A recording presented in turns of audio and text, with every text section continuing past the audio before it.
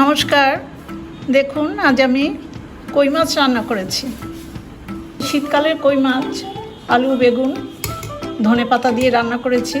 এই মাছের ঝোলটা গরম ভাতে খেতে খুব ভালো লাগে। কই মাছ তো জ্যান্ত মাছ হয়, টাটকা মাছ। এই মাছের ঝোল সবসময় খুবই টেস্টফুল হয়।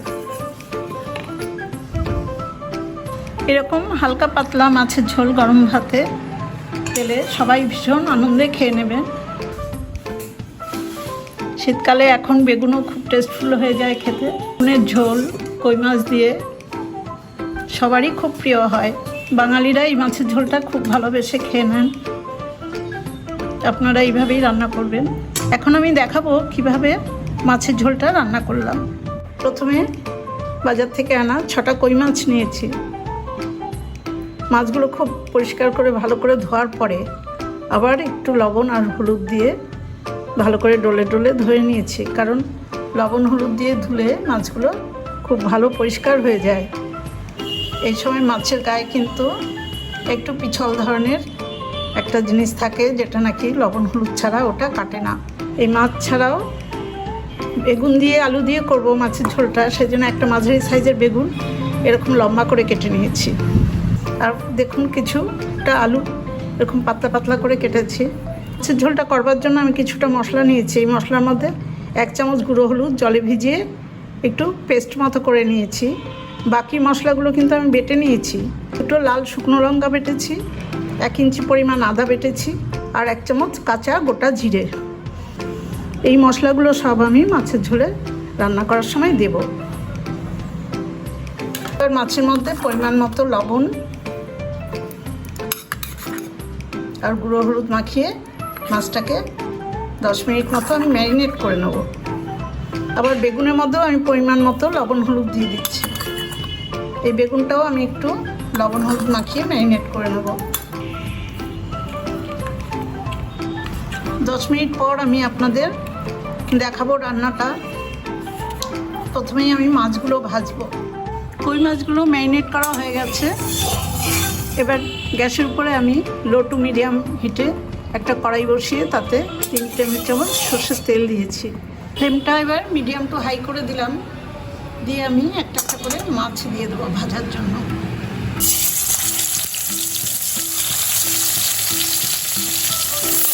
প্রথমে 3টে মাছ দিলাম। আমার 6টা মাছ, 2 ব্যাচে আমি এই মাছগুলো ভেজে নেব। কই মাছ কিন্তু তেলে দেওয়ার পরেই একটু গুটিয়ে যেতে চায়, সেই জন্য একটু তাড়াতাড়ি মাছটাকে উল্টে দিতে হয়।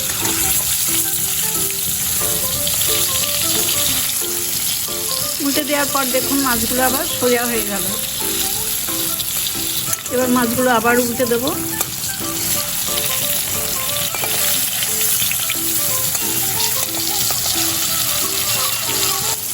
দেখুন মাছগুলো 2বার করে উল্টে দিলাম। আমার মাছ ভাজাগুলো কিন্তু হয়ে যাচ্ছে। খুব একদম লাল কড়া করে কই মাছ ভাজলে কই মাছের স্বাদ নষ্ট হয়ে যাবে। এখন এই মাছগুলো আমি তুলে নেব, নিয়ে বাকি 3টে মাছও এইভাবেই ভেজে নেব। 6টা মাছই ভাজা হয়ে গেছে। বাকি তেলে আমি আরও 1 চামচ সর্ষের তেল দিয়েছি। এই তেলে আমি হলুদ লবণ মাখানো বেগুনগুলো ভেজে নেব।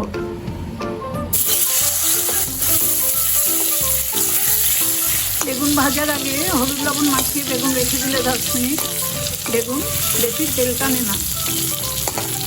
খুব কম তেলেই বেগুন ভাজা হয়ে যায়। দেখুন আমি কত কম তেলে বেগুন ভাজছি। মিডিয়াম টু হাই ফ্লেমে দেখুন 3-4 মিনিট সময় নিয়ে আমি বেগুনগুলো খুব সুন্দর করে লাল লাল করে ভেজে নিয়েছি। এবার এই বেগুন ভাজাগুলো আমি তুলে নেব। বেগুন ভাজা তুলে নেওয়ার পর আমি মিডিয়াম ফ্লেমে কড়াইতে আবার 2 টেবিল চামচ সর্ষের তেল দিয়েছি। এবার তেলটা গরম হয়ে গেছে, আমি ফোড়ন দেবো। 1/4 চামচ গোটা জিরে দিলাম। জিরেটা ভাজা হয়ে গেছে। এবার কেটে রাখা আলুগুলো আমি দিয়ে দেবো। আলু ভাজার সময় আমি 1/4 চামচ লবণ দিয়ে দিলাম। 2-3 মিনিট সময় নিয়ে আমি মিডিয়াম ফ্লেমে আলুগুলো খুব ভালো করে ভেজে নিলাম। এবার আমার বেটে রাখা মশলাগুলো সব দিয়ে দেবো।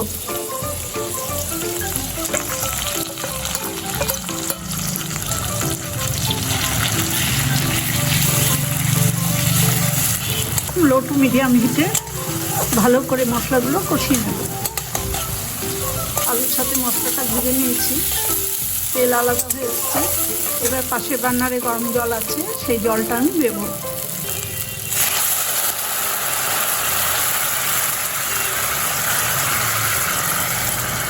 পরিমাণ মতো গরম জল দিয়ে দিলাম।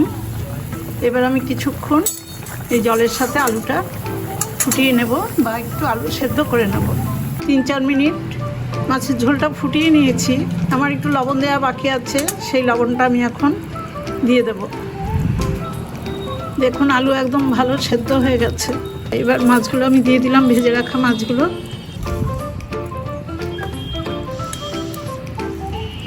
মাছগুলো ডুবিয়ে দিয়ে আমি বেগুন ভাজাগুলো ওপর দিয়ে দেবো। বেগুনগুলো তো ভেজে রেডি করাই আছে। এবার দুটো চেরা কাঁচা লঙ্কা দিয়ে দিলাম। এবার মিডিয়াম ফ্লেমে আমি মাছের ঝোলটা কিছুক্ষণ ফুটিয়ে নেব। 2-3 মিনিট পর রান্নাটা এরকম হয়েছে। এই রান্নাটা একটু ঝোলঝোলই থাকে। এই সময় আমি 1 মুঠো ধনেপাতা কুচিয়ে রেখেছি, সেই ধনেপাতাগুলো দিয়ে দেবো। আমি ধনেপাতা সবসময় রান্নার শেষে দিই, আগে দিই না। আমার প্রায় প্রতিটা রান্নাই মায়ের কাছ থেকে শেখা। মা এইভাবেই রান্না করতেন। এখন শীতকাল, এই শীতকালে তো এই কই মাছও ভালো লাগে খেতে। আলু বেগুন সব সবজিই ভালো হয়ে যায়। রান্নাটা একদম হয়ে গেছে। এবার আমি গ্যাসের ফ্লেমটা অফ করে দিয়ে মাছের ঝোলটা একটা বাটিতে নামিয়ে নেব। কই মাছের ঝোলটা দেখুন একটা বাটিতে সার্ভ করে দিয়েছি। এরকম হালকা পাতলা মাছের ঝোল গরম ভাতে খেতে তো খুবই ভালো লাগে। আপনারা এইভাবে একবার রান্না করে খেয়ে দেখুন, খুব ভালো লাগবে। রেসিপিটা দেখে আপনাদের যদি ভালো লাগে তাহলে লাইক এবং শেয়ার করবেন। সবাই খুব ভালো থাকবেন। ধন্যবাদ।